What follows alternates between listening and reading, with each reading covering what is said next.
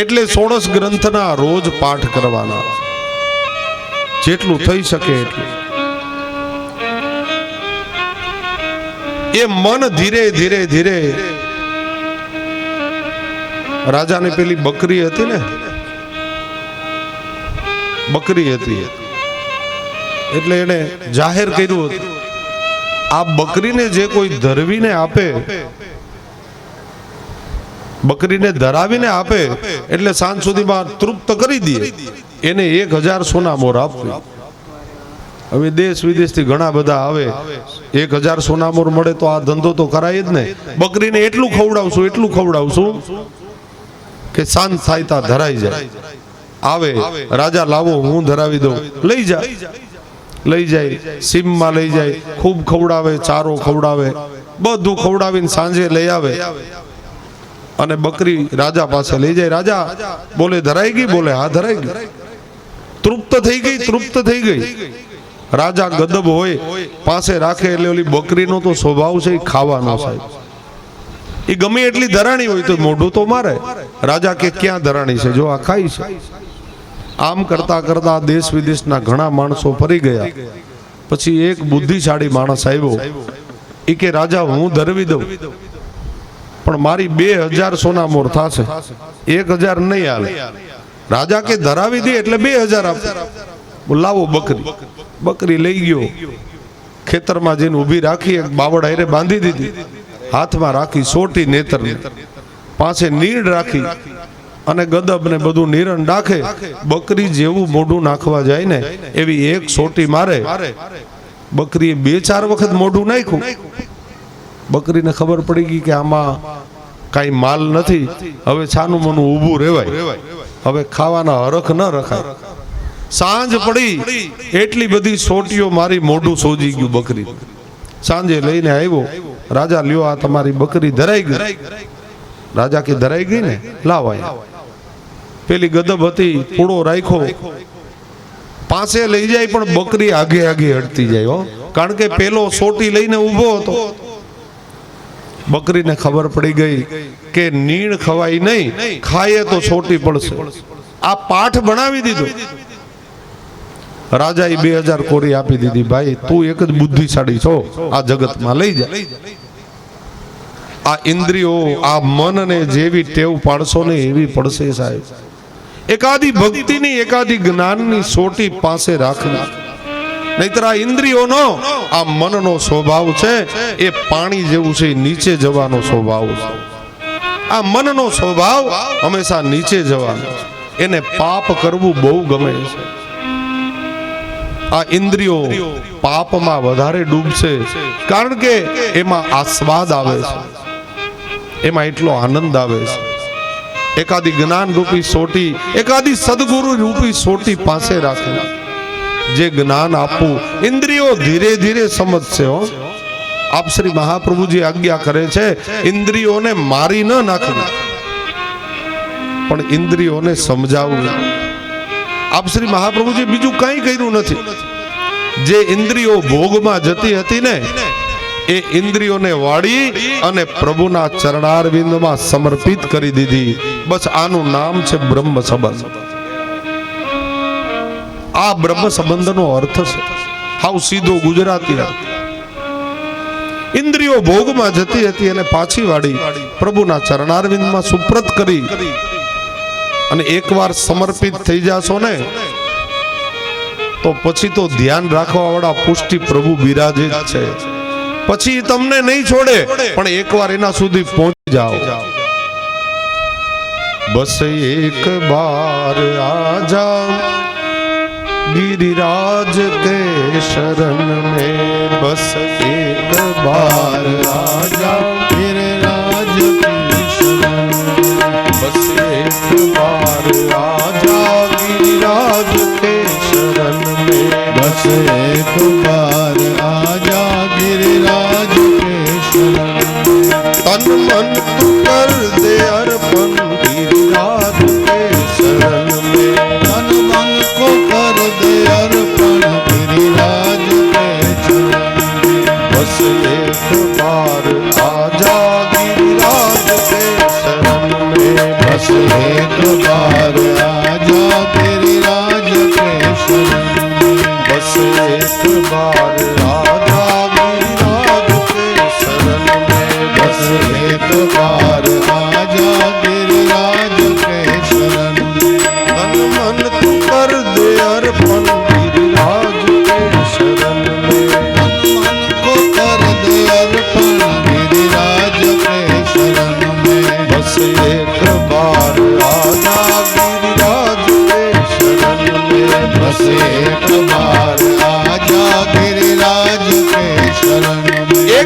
સર્વ સમર્પિત કરી દો, પ્રભુ સુધી પહોંચી જાઓ, પછી તો આપણા વાલા પ્રભુ બિરાજે છે, જે નિત્ય મારીને તમારી દેખરેખ રાખશે, પછી હલવા નહીં દે. એક વખત પહોંચવું એ આપણી ફરજ છે સાહેબ, પછી તો પ્રભુ જ કૃપા કરશે. મનનો સ્વભાવ છે નીચે જવા, એ પાણી જેવો પ્રવાહ છે મનનો. મન રે તું કાહે ન ધીર ધરે,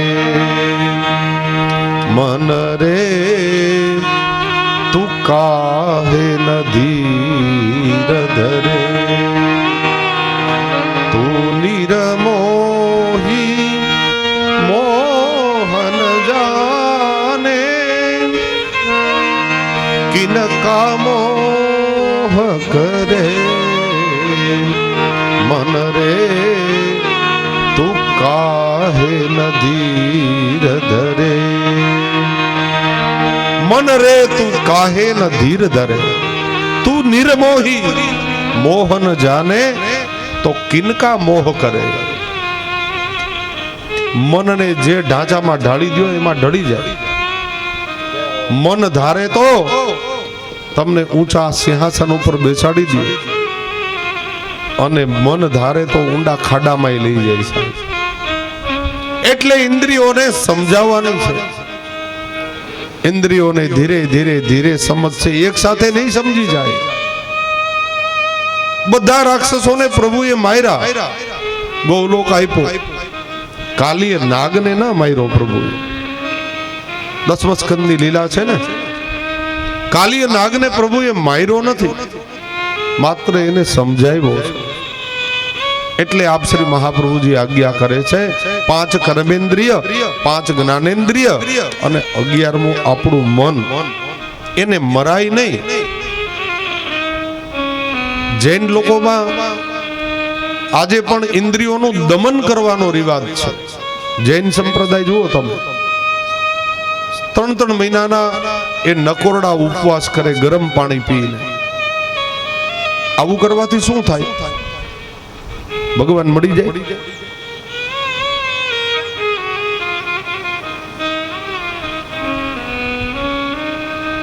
3 મહિનાના નકોરડા ઉપવાસ કરો એટલે ભગવાન રાજી થઈ જાય? ભગવદ ગીતા ના પાડે. આવું કરવાની કોઈ જરૂર નથી. શ્રીમદ ભગવદ ગીતા એ કહે છે કે જે ભૂખ્યા રહે ને એના વિષયો શાંત થાય ખરા. નિરાહારી મનુષ્યોના વિષયો શાંત થાય ખરા, પણ નાશ નથી પામતા. એ 3 મહિના પછી જમવું તો પડે કે નહીં? એ ભોજન જે દિવસે લેવા મળશે ત્યારે પાછી ઇન્દ્રિયો જાગૃત થઈ જશે. એટલે નિરાહારી મનુષ્યોના વિષયો શાંત થાય ખરા, નાશ નથી પામતા. એટલે મહાપ્રભુજી આપણને ઇન્દ્રિયોને મારવાની વાત નથી શીખડાવી, ઇન્દ્રિયોને સમજાવવાની વાત શીખડાવી છે. ઇન્દ્રિયોને સમજાવો. રોજ પ્રભુ સન્મુખ થશે ને, ધીરે ધીરે ધીરે ઇન્દ્રિયો, એક દિવસ એવો આવશે કે પ્રભુમાં એમનું વ્યસન થઈ જશે. ના આવડે તો શીખો ધીરે ધીરે. પ્રભુ તો કૃપાળુ જ છે ભાઈ. ઘણા એમ કે મારા સાસુ સેવા કરે છે પણ મને નથી આવડતું. તો સાસુ પાસે ક્યારેક બેસો તો ખબર પડે ને સાહેબ, સેવા કેમ થાય. એ આપણી ફરજ છે. અને બીજી વાત, જેના ઉપર પ્રભુ બિરાજે એને હું વિનંતી કરું છું, દરવાજા બંધ કરીને સેવા કરવાનું બંધ કરી દો.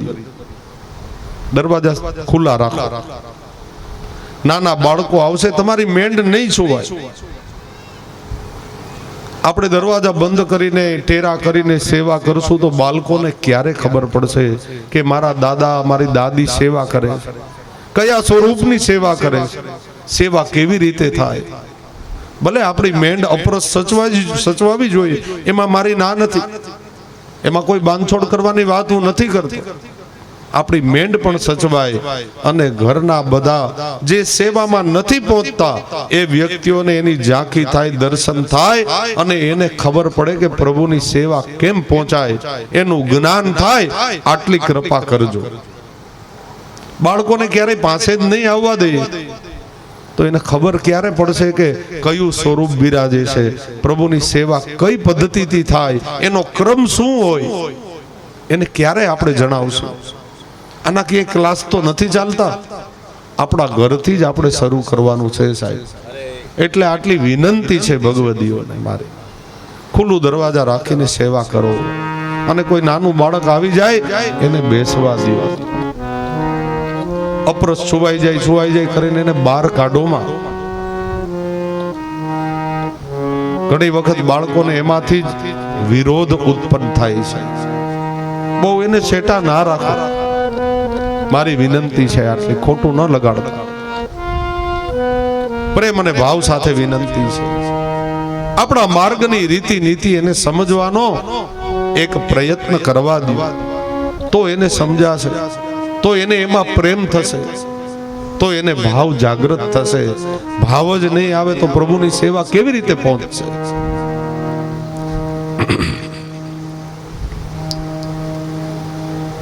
પેલા હતા ને ગોરજા, મહાપ્રભુજીના સેવક હતા ને.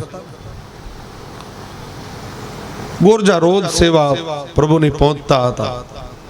એમાં એક વખતે મહાપ્રભુજી યાત્રા કરતા કરતા થાનાપતિ એ પ્રદેશનું એક ગામ, પણ વચ્ચે સરસ્વતી નદી હતી. અને સરસ્વતી નદીને આપશ્રી ક્યારેય ઓળંગા નહોતા, કારણ કે આપશ્રી એ સરસ્વતીનું સન્માન કરતા હતા. સરસ્વતીની સ્થાપના કરવા માટે તો એમનું પ્રાગટ્ય થયું, એટલે સરસ્વતી નદીને ક્યારેય ન ઓળખતા. આ ગોરજા છે એ સિંહનાદ ગામમાં રહેતા હતા. એટલે સામે કાંઠે થાનાપતિ ગામની અંદર આપશ્રી પધાર્યા. સમાચાર મળ્યા એટલે ગોરજાને થયું કે ચાલો મારે મહાપ્રભુજીના ઝાંખી દંડવત કરવા તો જવું જ પડે. અને એની જે દીકરાના વહુ હતા ને સમરાય, એને કહ્યું કે બેટા તું પ્રભુની સેવા પહોંચી લેજે, પ્રભુને ભોગ ધરજે, આ રીતે સ્નાન કરાવું, આ રીતે સેવા પહોંચવી, આ રીતે શિંગાર ધરજે અને સાંજે પ્રભુને પોઢાડી દે. પણ પ્રભુને બરાબર ભોગ આરોગાવજે હો. સંભરાઈ કહે ભલે. ગોરજા તો ગયા મહાપ્રભુજીના દંડવત કરવા. સંભરાઈ તો બિચારી કોઈ દિવસ સેવામાં પહોંચતી નહોતી, કઈ ખબર નહોતી એને ક્રમની, પણ જે રીતે સમજાવીને ગયા, બધી સામગ્રી સિદ્ધ કરી, પ્રભુને જાગૃત કર્યા, પ્રભુને સ્નાન મંગલ ભોગ આદિ ધરાવ્યા, રાજભોગ આવ્યા ને પ્રભુને પધરાવ્યા, શ્રૃંગાર આદિ ધરીને પ્રભુને રાજભોગ સરાવ્યા. પ્રભુને કહે પ્રભુ આરોગો. ટેરો કર્યો અને અમુક સમય જે હોય એ વ્યતીત થયો એટલે ટેરો હટાવ્યો કે હવે પ્રભુએ આરોગી લીધું હશે. બધા પાત્રો જોયા તો પાત્રોની અંદર એમને એમ સામગ્રી બિરાજતી હતી. સમરાઈને થયું કે પ્રભુ આરોગ્યા નહીં, નક્કી મારી ક્યાંક ભૂલ થાય છે. મેં સ્નાન કરવામાં ભૂલ કરી, અપરસ કરવામાં ભૂલ કરી, કે આ વાસણો બરાબર માંજ્યા નહીં હોય તો પ્રભુને કષ્ટ પડ્યો હશે એટલે ભોજન નથી કરતા પ્રભુ કેમ આરોગ્યા નહીં? આમાં મારો ગમે ત્યાં ક્યાંક દોષ છે. એટલે સામગ્રી બધી સરાવી અને સમરાઈને થયું ફરી વખત રસોઈ સિદ્ધ કરું.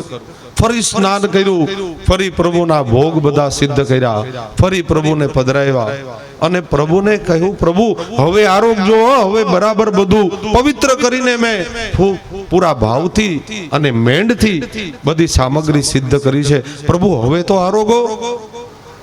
હવે પ્રભુ તો આરોગ્યા જ હોય ને ભાઈ, પણ સમરાઈને કઈ ખબર નથી. એ તો ભોળી છે, કોઈ દિવસ સેવાનો ક્રમ જોયો નહોતો કે પ્રભુ કેવી રીતે આરોગ્ય. વળી પાછું મનમાં થયું હજી પ્રભુને આનંદ નથી આવ્યો, મારે ફરી વખત રસોઈ બનાવવી પડશે, અને જો નહીં કરું તો મારી સાસુ આવીને મને ખીજાશે. ત્રીજી વખત અન્નનો દાણો સવારથી લીધો ન હતો, એ સાયંકાલ સાંજ પડવા આવી, ત્રીજી વખત રસોઈ સિદ્ધ કરી અને પ્રભુને પધરાવ્યા. હવે વિનંતી કરે પ્રભુ હવે તો આરોગો. એટલી થાકી ગઈ હતી, પરસેવે રેબજેબ અને મૂર્છા આવીને પડી ગઈ. કારણ કે સવારનું કંઈ ખાધું પીધું હતું નહીં. પ્રભુ ના આરોગે ત્યાં સુધી મારાથી કેમ પ્રસાદ લેવાય? અને એ વખતે આપણા પુષ્ટિ પ્રભુને એના ઉપર કરુણા કરવાની ઈચ્છા થઈ. સ્વયં પ્રભુ પધાર્યા. અરે સમરાય તે 3 વખત દૈરું ને મેં 3 વખત આરોગ્યો. આજ તો બહુ થઈ ગઈ, 3 વખત આરોગ્યો છું. પ્રભુ તો મને તો દેખાતું નથી આપ આરોગો છો તો. અરે પણ હું 3 વખત આરોગ્યો છું, તું ચિંતા ન કર. બોલે એમ નહીં પ્રભુ, મારી સાસુ આવીને મારો વારો કાઢે. આપ પ્રત્યક્ષ મારી સામે બિરાજીને આરોગો તો જ હું માનું કે આપ આરોગ્યા છો. પ્રભુ કહે તારી પાસે મારું કાંઈ નહીં ચાલે. ભક્તની પાસે ભગવાન પણ એ હારી જાય છે. પ્રભુ પ્રત્યક્ષ પ્રગટ થઈ અને બધા ભોગ આરોગ્યા. ગોરજા આવીને ત્યારે બધી વાત કરી. ગોરજા કહે આવી રીતે તો પ્રભુ મારા હાથે ક્યારેય નથી આરોગ્યા. તું પરમ ભાગ્યશાળી જીવ છો. અને ત્યાર પછી સમરાય જ રોજ રસોઈ સિદ્ધ કરતી હો પ્રભુ માટે. તો કહેવાનો મતલબ એટલો જ છે કે ક્યારેક ક્યારેક બધાને સાથે લઈને પ્રભુની સેવામાં પહોંચજો. ભલે દૂર બેસાડો પણ એને એનું દર્શન થવું જોઈએ, તો ખબર પડશે પ્રભુની સેવા કેમ પહોંચાય. આપણે એકલા જ કઈ રાખી, આપણા બાળકોને ક્યારે ખબર પડે. એટલા માટે આ વિનંતી છે મારી. શ્રી સુખદેવજી મહારાજ પરીક્ષિત રાજાને હવે સમુદ્ર મંથનની કથા કહે છે, પણ એ કથા 5-7 મિનિટ પછી કહીએ. ઇન્ટરવેલનો સમય થઈ ગયો છે. આપ ચા પાણી જલ જે લેવું હોય 5-7 મિનિટમાં લઈ લ્યો, અને આગળની કથા 5-7 મિનિટ પછી કહીએ. બેનો એકાદું ધોળ કીર્તન બોલે. કોઈને દંડવત દર્શન કરવા હોય તો આપ ભાગવતજી પાસે આવી શકો છો, પણ 10 મિનિટમાં આવી જાજો. બરાબર, ઝડપથી દંડવત કરી લ્યો. અને સ્વયંસેવક ભાઈઓ ચા જલપાન જે કાંઈ કરાવવાનું હોય ઝડપથી કરાવી દઈએ. શ્રી વલ્લભાધીશ કી.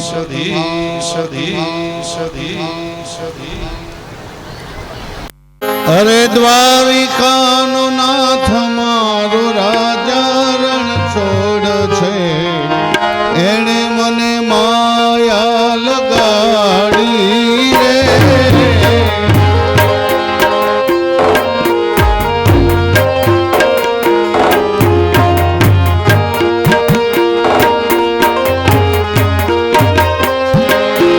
દ્વારિકાનો નાથ મારો રાજા રણ છોડ છે, એણે મને માયા લગાડી રે.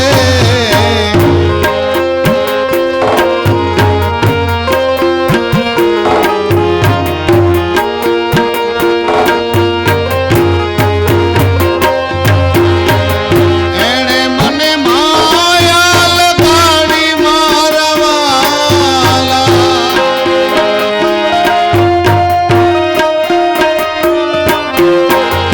એણે મને માયા લગાડી મારવા.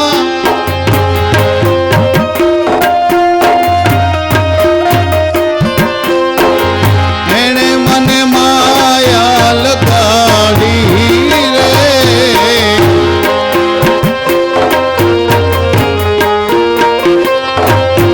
સુદામાનો મિત્ર મારો રાજા રણ છોડ છે, એણે મને માયા લગાડી રે.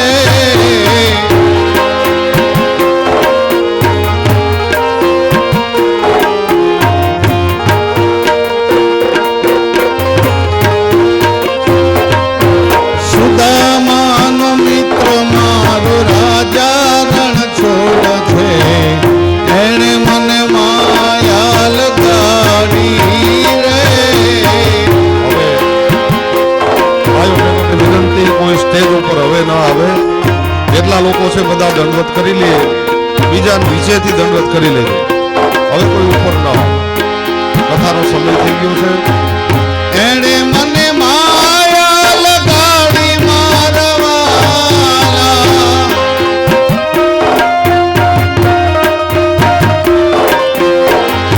એણે મને માયા લગાડી મારવા.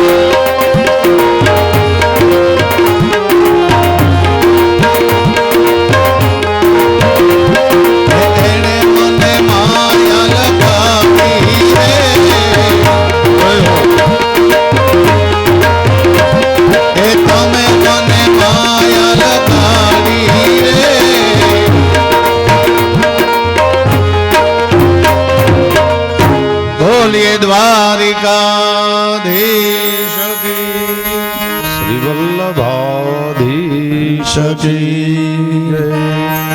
શ્રી બાલકૃષ્ણલાલ પ્યારે કી જય. એવમે તત્પુરા મૈત્રેયો ભગવાન કિલ ક્ષત્રાવનમ પ્રવિષ્ટેન સ્વગૃહમૂઢિમત.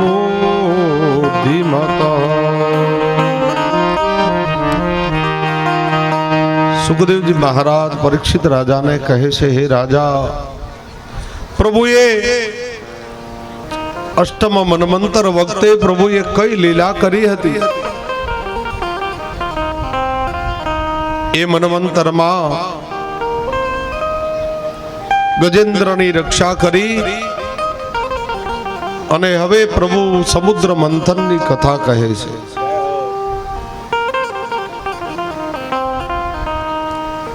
બેનોને વારે વારે મારે કેવું મને ન ગમે હો.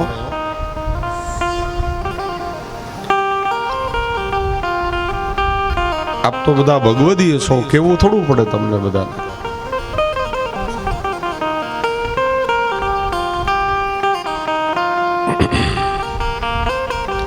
સમુદ્ર મંથનની મહાત્મા કથા કહે છે, એક વખતના સમયે દુર્વાસાજીને ઇન્દ્ર મહારાજને મળવા જવાની ઈચ્છા થઈ. કેટલાય વખતથી સ્વર્ગમાં નથી ગયા, એટલે દુર્વાસાજીએ ભગવાન શિવની પૂજા કરી, શિવનો અભિષેક કર્યો. મનમાં વિચાર કર્યો કે ઇન્દ્ર મહારાજને મારે કંઈક ભેટ આપવી જોઈએ. સ્વર્ગમાં જાવ જ છું તો કંઈક લઈને જવું જોઈએ, કારણ કે બધા દેવતાઓના રાજા છે ઇન્દ્ર મહારાજ, એટલે રાજા પાસે જાય તો કંઈક લઈને જવું પડે ને. એટલે દુર્વાસાજીને મનમાં થયું કે ઇન્દ્ર તો સ્વર્ગનો અધિપતિ છે, હવે એની પાસે તો એવી કઈ વસ્તુ હોય કે જે એની પાસે ન હોય? એ તો સ્વર્ગના જ અધિપતિ છે, એને શું આપીએ બીજું? એટલે મનમાં વિચાર કર્યો, બીજું તો કઈ નહીં પણ શિવના આશીર્વાદ સાથે લેતો. એટલે શિવજીને ધરાવેલી નિર્માલ્યની માલા, બીલીપત્રો એની અંદર હોય, માલા હોય, એને થયું કે ઇન્દ્રને આપીશ ને, એટલે ઇન્દ્ર મહારાજ બહુ રાજી થશે. માલા હાથમાં લઈ અને સ્વર્ગની યાત્રા કરે છે દુર્વાસાજી. દુર્વાસાજી જ્યારે સ્વર્ગમાં પધાર્યા, એ વખતે ત્યાં કોઈ ઉત્સવ ઉજવાતો હતો સ્વર્ગમાં. આગળ રંભા આદિ અપ્સરાઓ નૃત્ય કરે, એટલા અશ્વ ઘોડાઓ હાથીઓ સાથે ચાલે, સુંદર વાજિંત્રો વાગે, નૃત્યના કાર્યક્રમો થાય. 33 કરોડ દેવતાઓ આમ લાઈનમાં છે સ્વર્ગમાં. મુખ્ય રોડ ઉપર આ બધું પ્રોસેશન ચાલ્યું આવતું હતું. ઇન્દ્ર મહારાજ ઐરાવત હાથીની ઉપર બેઠા હતા, અને ઇન્દ્ર મહારાજ અને આ બધા દેવતાઓ ભોગી છે ભાઈ, અને સ્વાર્થી પણ છે. એટલે દેવતાઓનું ધ્યાન હતું ભોગમાં. સારા સારા ભોગ એ બધા દેવતાઓને ગમે, એટલે ઇન્દ્રાદિ દેવતાઓ આ સ્વર્ગની શોભા બધા જોતા જોતા આગળ વધે. સુંદર નૃત્યાંગનાઓ નૃત્ય કરે. ઇન્દ્રનું ધ્યાન પણ એ અપ્સરાઓ નૃત્ય કરતા હતા એમાં જ હતું. અને એ જ વખતે દુર્વાસાજીનો પ્રવેશ થયો. દુર્વાસાજીએ 2-4 વખત બોલાવવાનો પ્રયત્ન કર્યો કે ઇન્દ્ર જો, હું કોણ આવ્યો. પણ હવે ઇન્દ્રનું તો ધ્યાન હોય તો થાય ને સાહેબ. ઇન્દ્રનું ધ્યાન ત્યાં હતું, નાચ ગાન બધા રાગ રંગ ચાલતા હતા. બધા દેવતાઓ ભોગી છે અને ભોગ સારા સારા ગમે. પેલો મહાવત હતો, એને ઇન્દ્ર મહારાજને સતેજ કર્યા કે જુઓ કોણ આવ્યું છે. ત્યારે ઇન્દ્રનું ધ્યાન ગયું. ઇન્દ્રએ જોયું, ઓહો આ તો દુર્વાસાજી પધાર્યા. એટલે ત્યાં બેઠા બેઠા ઇન્દ્રએ હાથી ઉપરથી જ વંદન કર્યા. દુર્વાસાજી આશીર્વાદ આપ્યા. ત્યાં તો પાછું ધ્યાન ભાગી ગયું ઇન્દ્રનું. દુર્વાસાજી ઉપરથી દ્રષ્ટિ અપ્સરા ઉપર ગઈ. દુર્વાસાજીને થયું આ માલા આપવી છે, પણ કેમ આપવું? આટલી બધી દેવતાઓની ભીડ, નજીક તો જઈ શકાય એમ હતું. છતાંય જેટલું નજીક જવાતું હતું એટલા દુર્વાસાજી ગયા અને ઇન્દ્રને કહ્યું, ઇન્દ્ર, હવે વાજિંત્રો વાગતા હતા એમાં દુર્વાસાજી શું બોલ્યા એ ઇન્દ્રને કાંઈ સમજાણું નહીં. એણે કહ્યું કે આ શિવની નિર્માલ્યની માલા છે, હું તારા માટે લઈ આવ્યો. પણ ઇન્દ્રને સંભળાય તો ને, ઇન્દ્રને એમ કે એમને એમ ફૂલની માળા આપી મને એટલે હાર પહેરાવવો હશે મને. પણ દુર્વાસાજી ન પહોંચ્યા એટલે માલા હાથમાં આપી દીધી. એમ ઇન્દ્રે આવો અર્થ કરીને એ માલા પાસે લઈ ન માથે ચડાવી ન વંદન કર્યા. હવે આ તો શિવ નિર્માલ્યની માલા. અને દુર્વાસાજી કોણ છે? એ પણ રુદ્રના જ અવતાર છે. અંશાવતાર રુદ્રના છે. એટલે પોતાની જ માલાનું અપમાન થતું જોયું દુર્વાસાજી. એ માલા લઈ અને મહાવતને આપી. મહાવત એટલે ડ્રાઈવર, હાથીનો ડ્રાઈવર એટલે મહાવત. આ નિર્માલ્યની માલા મહાવતના હાથમાં આપી. અને ડ્રાઈવરને તમે ગમે એ આપો ને એટલે એ બોનેટ ઉપર જ મૂકે. એને ગુલાબ આપો કે ગમે એ આપો, એ બોનેટ ઉપર મૂકી દે. આ એનો સ્વભાવ હોય ડ્રાઈવર. એટલે મહાવતે એ નિર્માલ્યની માલા હાથીના ગંડસ્થળ ઉપર, મસ્તક ઉપર મૂકી. હવે હાથીનો સ્વભાવ કેવો છે? માથા ઉપર કોઈ કાંઈ મૂકે ને એટલે સૂંઢ વડે લે અને પોતાના પગ નીચે એને કચડી નાખે. આ હાથીનો સ્વભાવ. આ માલાને કચડાતા જોઈ અને મનમાં એકદમ ક્રોધ ભભૂકી ગયો દુર્વાસાજી. દેવતાઓ આટલા બધા એ સંપત્તિ વાળા બન્યા ને એટલે હવે છકી ગયા. ભગવાન રુદ્રના પ્રસાદની માલાનું આવું અપમાન કરે. દેવતાઓ પાસે સંપત્તિ વધીને એટલે હવે અભિમાની બન્યા. ખબર નથી પડતી કે આ રુદ્રનો પ્રસાદ છે. હકીકતે ઇન્દ્રને કાંઈ ખબર હતી નહીં અને આ અજાણતા દોષ થયો. પણ દુર્વાસા તો દુર્વાસા છે ને ભાઈ, એ તો ક્રોધનું સાક્ષાત પૂતળું છે. અને તપ એટલા હજારો વર્ષનું હતું, ગમે એને બાળીને ભસ્મ કરી શકે આવી તો તાકાત હતી દુર્વાસાજી. એટલે દેવતાઓ પણ ફફડે એના. હાથમાં કમંડલમાંથી જલ લીધું અને સીધો જ મંત્રોચ્ચાર કર્યો કે દેવતાઓની જેટલી સંપત્તિ હોય એ બધી જ સંપત્તિ સમુદ્રમાં જાય. અને આ વાત જ્યાં ઇન્દ્ર મહારાજે સાંભળી, માંડા ધ્રુજવા, ઐરાવત ઉપરથી કૂદકો લગાવી નીચે આવી અને દુર્વાસાજીના ચરણ પકડ્યા. મહારાજ કૃપા કરો, અમે સંપત્તિ વગરના થાશું ને. એટલે એ સંપત્તિ કોને મળશે? દૈત્યોને મળશે. અને દૈત્યો બધા બળવાન બનશે તો અમારે ક્યાં જવાનું રહેશે? મહેન્દ્રાચલની ગુફામાં તપ કરવા, ભૂખું કાઢવા જવું પડશે, લાંઘણ કરવા. હવે દેવતાઓને આ થોડું ગમે, એ તો સારા સારા પદાર્થો આરોગવા વાળા છે. જિંદગીમાં ખેતરમાં નો કામ કર્યું હોય કરવું પડે તો શું થાય? ચક્કર આવે કે બીજું કાંઈ? આ દેવતાઓની આ દશા છે. સારા સારા ભોગ આરોગવા વાળા દેવતાઓ માંડ્યા રડવા. દુર્વાસાજી કાંઈક કૃપા કરો. બોલે હવે કૃપા કાંઈ થાય નહીં, તમારે હવે સમયની રાહ જોવી પડે. જાઓ બધા મહેન્દ્રાચલની ગુફામાં થોડોક ટાઈમ ભૂખું કાઢો ને, તમને ખબર પડે કે આ બધું સારું સારું કેમ મળે છે. થોડાક દિવસ ઉપવાસ કરો એટલે શરીરે હાજા નરવા થઈ જાય. તમે બધા ખૂબ ખાઈ ખાઈને તગડા થઈ ગયા છો એટલે તો અભિમાની બન્યા છો. જાઓ મહેન્દ્રાચલની ગુફામાં બધા દેવતાઓ આવી. ઇન્દ્ર મહારાજ કે હવે થોડો ટાઈમ તપ કરીએ, પછી કઈક ભગવાનને વિનંતી કરશું. કેટલો સમય સુધી બધા દેવતાઓએ તપ કર્યું અને ઉપવાસ કર્યા. બધી સંપત્તિ હતી ને એ તો સમુદ્રના તળિયામાં ગઈ. એક વખતે ઇન્દ્ર મહારાજ આવ્યા, ભગવાન નારાયણને પ્રાર્થના કરી, પ્રભુ હવે આ ભૂખના દુઃખ સહન નથી થતા, ક્યાં સુધી જીરવી શકે દેવતાઓ? પ્રભુ કૃપા કરો, અમારી સંપત્તિ અમને પાછી મળે ને એવું કંઈક કરો. પ્રભુ કહે પણ એમાં હું શું કરું? સંપત્તિ તમારી સમુદ્રમાં છે. બોલે હા. પ્રભુ એ કાઢવી હોય તો સમુદ્રનું મંથન કરવું પડે તો એ સંપત્તિ મળે. બોલે સમુદ્રનું આ કઈ છાસ વલોવાની થોડી વાત હતી ભાઈ, દધી મંથન નહોતું કરવાનું, આ સમુદ્રને વલોવાની વાત છે. કેવી રીતે આ સંપત્તિ મળે? બોલે આખા સમુદ્રને તમે વલોવો ને તો એક એક સંપત્તિ બહાર આવશે અને એ તમને પાછી સ્વર્ગ સુધી લઈ જશે. દેવતાઓ કહે ભલે, તો અમે સમુદ્ર મંથન કરવા પણ તૈયાર છીએ જો અમારી સંપત્તિ અમને મળતી હોય. ભલે 33 કોટી દેવતાઓ સમુદ્રના કિનારે પધાર્યા. ભગવાન નારાયણ પણ પધાર્યા. કહ્યું દેવતાઓ એક વાત સાંભળી લ્યો, આ સમુદ્ર મંથન કરવું ને એ તમારા એકલાનું કામ નથી હો. બોલે તો આમાં દૈત્યોની મદદ લેવી પડે. જો આમ તો બધાને વેર હતું, પણ સમય એવો આવ્યો ને એટલે બધા પાછા એક થઈ ગયા હો. જરૂર પડે તો બોલાવવા જ પડે ને. દૈત્યોને પણ આમંત્રિત કર્યા. ભગવાન વચ્ચે રહ્યા અને ઇન્દ્ર મહારાજ દેવતા દૈત્યોની સાથે સંધિ કરે. દૈત્યોને સમજાવે છે. આમ તો દૈત્યો છે ને ભોળા હતા, ખાલી બળમાં જ અધિક હતા, બાકી ભોળા હતા. એને જેમ સમજાવવું એમ સમજી જાય. દૈત્યો કે અમને શું કામ બોલાવ્યા?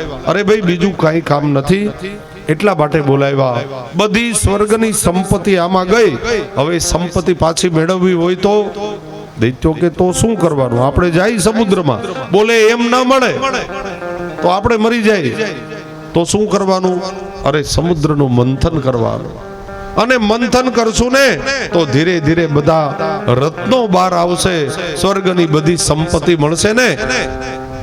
દૈત્યો કહે જો એમ નહીં, પેલા અમારી સાથે શરતથી વચનથી બંધાવ, આમાંથી જે નીકળશે એમાં અડધો અડધ ભાગ.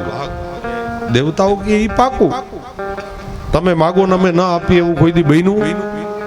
ગમે એમ તો તમે વડીલ છો. જો દેવતાઓ અત્યારે એને વડીલ માને છે. દૈત્યોને બધાને ફૂલાવ્યા. દૈત્યો બધા ભોળા હતા. કીધું ચાલો તો સમુદ્ર મંથન કરીએ. ભગવાન નારાયણને પૂછ્યું પ્રભુ આને વલોવવું હોય તો રવૈયો તો જોઈએ ને, રવૈયો ક્યાંથી કાઢવો આવડે? પ્રભુ કહે આ મહેન્દ્રાચલ છે ને પર્વત, મેરુ પર્વત, એને સમુદ્રમાં પધરાવો. પ્રભુ આ પર્વત આને પધરાવવાનો. બોલે હા, તો સમુદ્ર કેવી રીતે વલોવાય? પછી એનું નેત્રુ. બોલે વાસુકી નાગને આમંત્રિત કરો. બધા દૈત્યો અને દેવતાઓ મહેન્દ્રાચલ પર્વત પાસે આવ્યા, મૂળમાંથી ઉપાડવાનો પ્રયત્ન કરે અને એ પર્વતને બધાએ ઊંચકી, પૂરો પ્રયત્ન કરી બળ લગાવી મહેન્દ્રાચલને ઊંચકી અને સમુદ્રમાં પધરાવ્યો.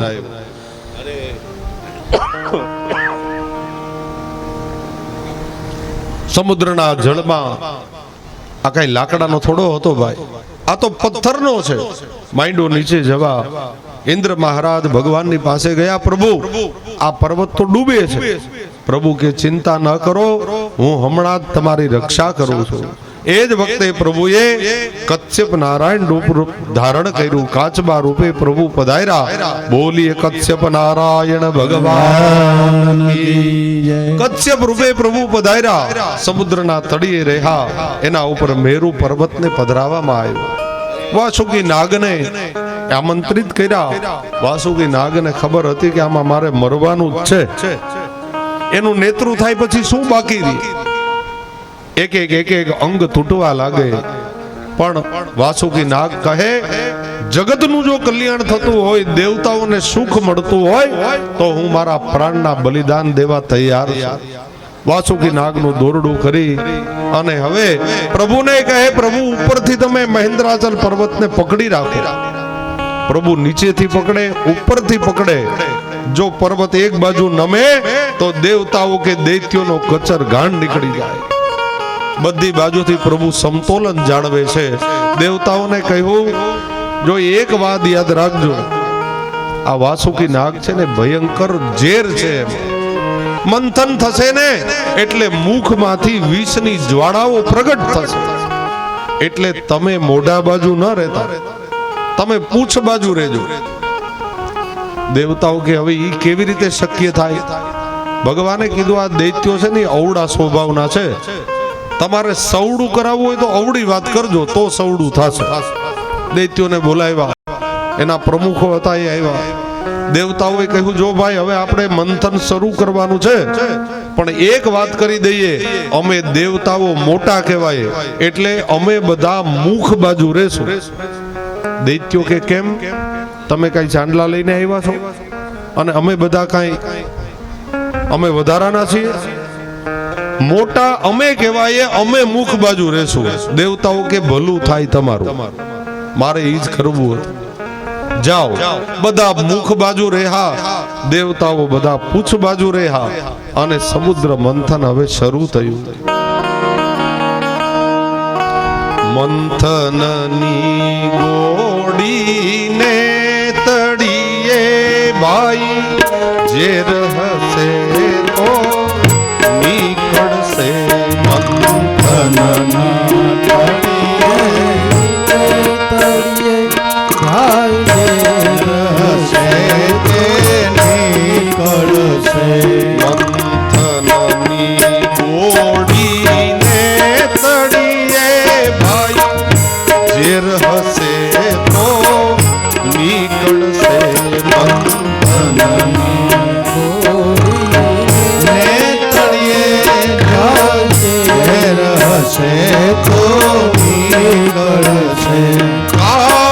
જગત બળીને ખાખ થશે, આ જગત બળીને ખાખ થશે.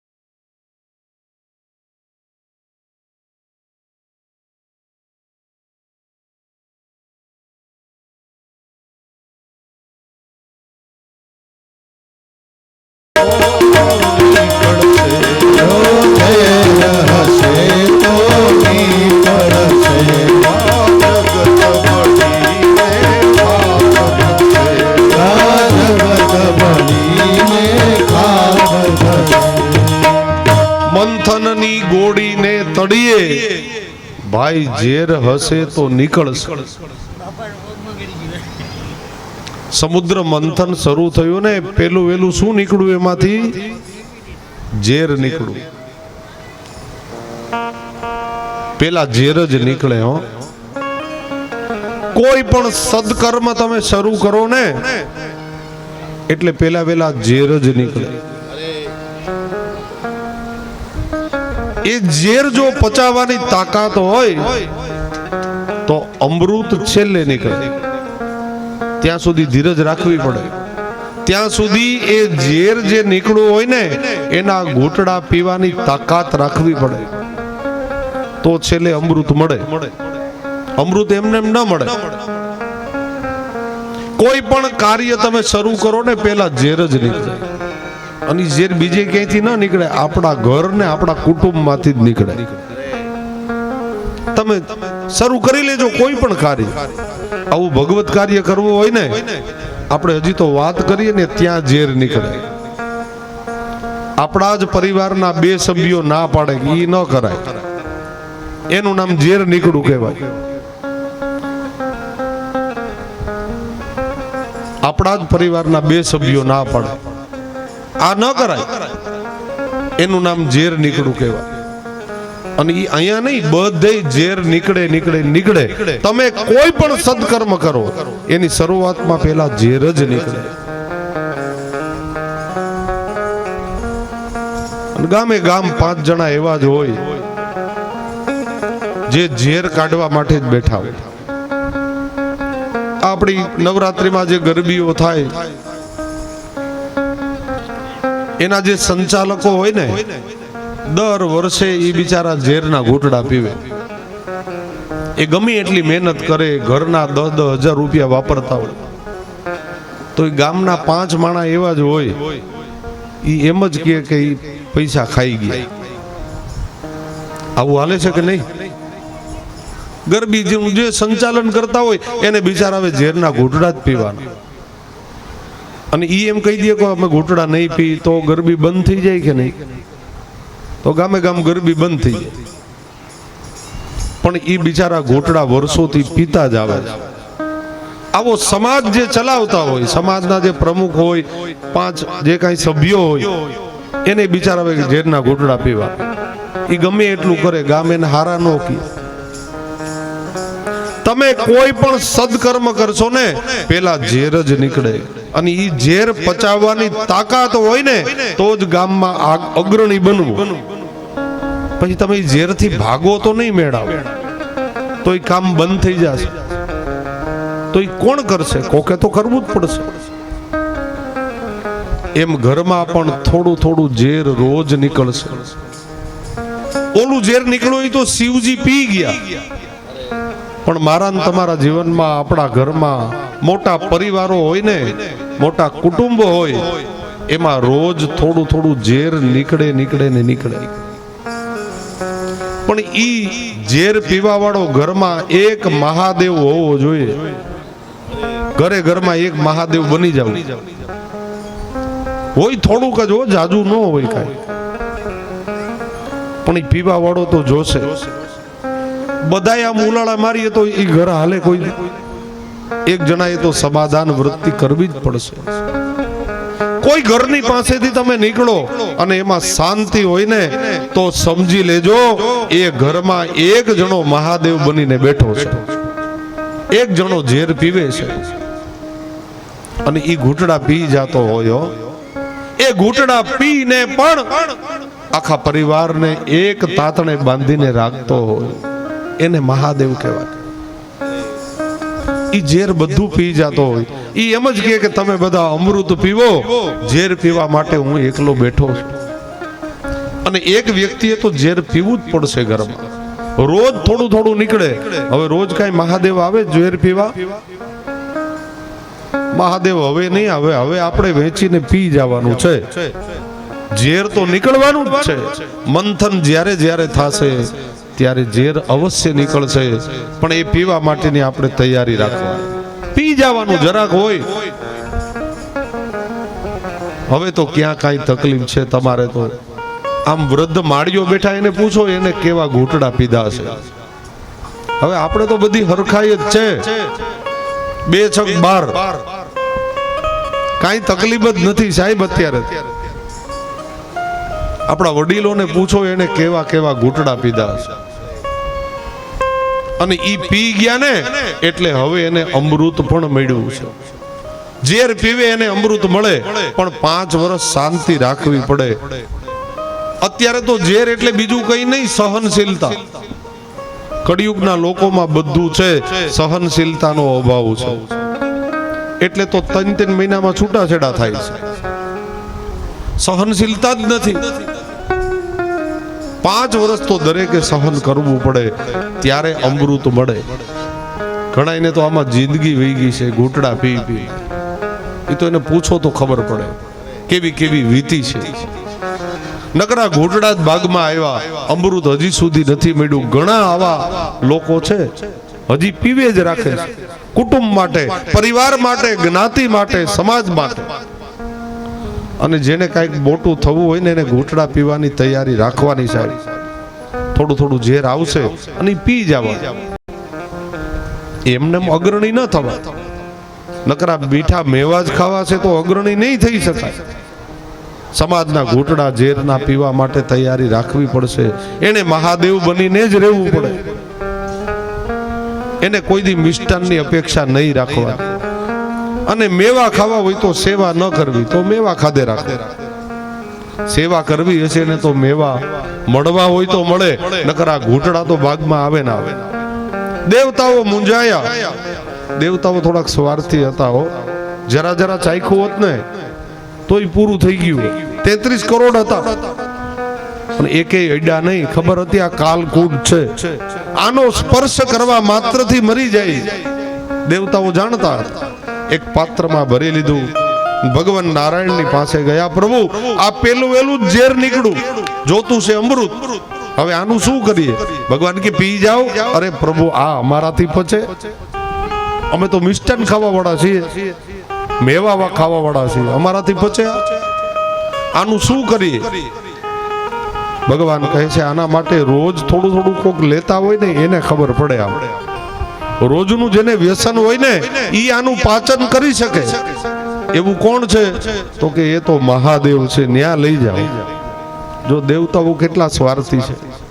અમૃત કાઢવું હતું ને તો શિવજીને આમંત્રણ નથી આપ્યું, અને હવે હલવાણા એટલે જાય છે કે હવે આનું શું કરીએ? કૈલાસ પર્વત ઉપર દેવતાઓ પધાર્યા, પણ આવીને ભોળાનાથ તો ભાંગ ઘોડતા હતા, ભસ્મ લગાવતા હતા. સવારનો પહોર હતો.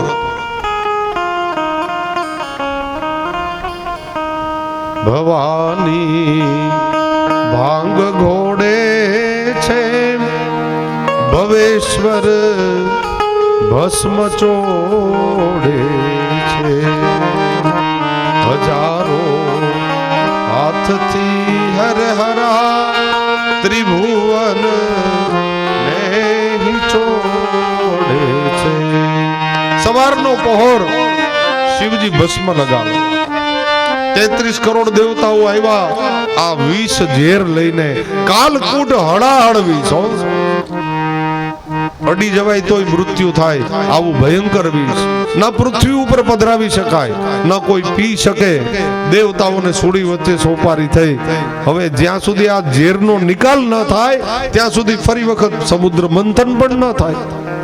કરવું શું? આનું ભોળાનાથ પાસે આવીને એકબીજાને ધક્કો મારે છે હો, કે તું કે એમ, તું કે ભોળાનાથ પી જાય. ધક્કા જ મારે ને. આ કઈ પેંડાનું બોક્સ લઈને તો નહોતા આવ્યા કે આગ્રહ કરીને ખવડાવે. કોઈના ઘરે ફૂલી ડોલની પેલી સીસી વણમાં છાંટવાની દવા લઈને જવાય કે લ્યો પી જાવ? એટલે એકબીજાને ધક્કા મારે. ભોળાનાથ કહે ધક્કા ન મારો દેવતાઓ, મને બધી ખબર છે. લાવો તમારું ઝેર. ખપ્પરમાં ભરી લીધું. એક દ્રષ્ટિ સતી પાર્વતીની સામે કરી અને કહ્યું દેવી તમારી જો રજા હોય તો હું આ ઝેર પી જાઉં. જો પત્નીને પૂછ્યું છે ઓ ભોળાનાથ, એટલે કઈ સારું કામ કરો ને તો ઘરવાળાની રજા લેતા જાજો, પૂછીને કરવું. શિવજીએ પૂછ્યું છે. અને એ વખતે ભગવતીએ પાછળથી કહ્યું ભોળાનાથ ધન્યવાદ. ભોળાનાથ કે ધન્યવાદ નહીં, આ કાલકૂટ ઝેર છે, કદાચ આ પી જાવ તો તમારો ચૂડલોય નંદવાઈ જાય હો. અને એ વખતે માં ભવાની કહે ભોળાનાથ જગતનું જો કલ્યાણ થતું હોય તો ભલે મારો ચૂડલો નંદવાતો હોય તો નંદવાઈ જાય, તમે પી જાઓ. આ છે શિવ જે જગતના ઝેરને પી જાય. ભોળાનાથ એ જ વખતે ગટ ગટ ગટ કરતા બધું જ વિષપાન કરી ગયા. ન પેટમાં ઉતાર્યું, ન બહાર કાઢ્યું, કંઠની અંદર ભરી દીધું. એટલે નીલકંઠ બન્યા. એક નામ શિવનું નીલકંઠ થયું. દેવતાઓ બધા સ્તુતિ કરે છે. નમામિ શમીશાન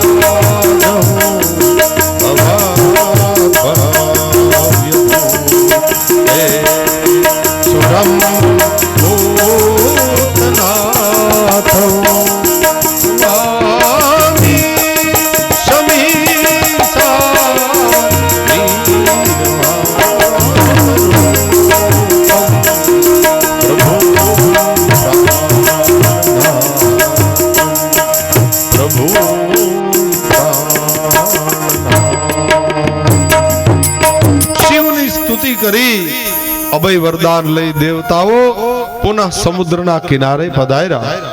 ફરી સમુદ્ર મંથન શરૂ થયું અને હવે દેવતાઓના અખાધ પ્રયત્નને કારણે સમુદ્રમાંથી ધીરે ધીરે બધા રત્નો નીકળવા લાગ્યા. પ્રથમ તો ખૂબ મંથન કરતા પારિજાત નામનું વૃક્ષ નીકળ્યું, ઇન્દ્ર મહારાજને આપવામાં આવ્યું. ફરી સમુદ્રનું મંથન થયું, કૌસ્તુભ નામનો મણિ નીકળ્યો જે ભગવાન નારાયણને આપવામાં આવ્યો. ફરી મંથન શરૂ થયું, ધીરે ધીરે સમુદ્રમાંથી પારિજાત નામનું વૃક્ષ નીકળ્યું, એ ઇન્દ્ર મહારાજને સ્વર્ગની શોભા માટે આપવામાં આવ્યું. ફરી વખત મંથન થયું, રંભા નામની અપ્સરા સમુદ્રમાંથી પ્રગટ થઈ જે પણ ઇન્દ્ર મહારાજને આપવામાં આવી. ફરી બંધન કરતા ઐરાવત નામનો હાથી નીકળ્યો, એ પણ ઇન્દ્રને આપવામાં આવ્યો. ફરી મંથન કરતા ઉચ્ચૈશ્રવા નામનો અશ્વ 7 મુખ હતા એવો ઘોડો પ્રગટ થયો, એ ઘોડો બલિરાજાને આપવામાં આવ્યો. ફરી સમુદ્ર મંથન થયું અને એ જ વખતે ધનુષ પ્રગટ થયું, એ ભગવાન નારાયણને આપવામાં આવ્યું. ફરી મંથન થયું તો આગળ જતા વારુણી નામની મદિરા એટલે દારૂ પ્રગટ થયો. હવે આપણે એમ કે આ બંધ થઈ જાય, કેવી રીતે બંધ થાય ભાઈ? સમુદ્રમાંથી નીકળો છો, એને કોણ બંધ કરી શકે? દેવતાઓએ વિચાર કર્યો કે આ વારુણી મદિરા નીકળી, આપણે તો કઈ કામની નથી, અને નાખી દો. દૈત્યો કે ફેંકતા નહીં હો, અમારે કામની છે, લાવો. અને એ બધા તો યાં લગાવી પણ ખરા હો, અને એ બધા હજી લગાવે જ છે. ગામે ગામ છે થોડા થોડા હો, એના વંશના હજી પીવે જ છે, બંધ નથી થયા. આવું છે કે નથી? અહીં નહીં, અહીં તો બધા બહુ સારા છે, અહીંની વાત નથી.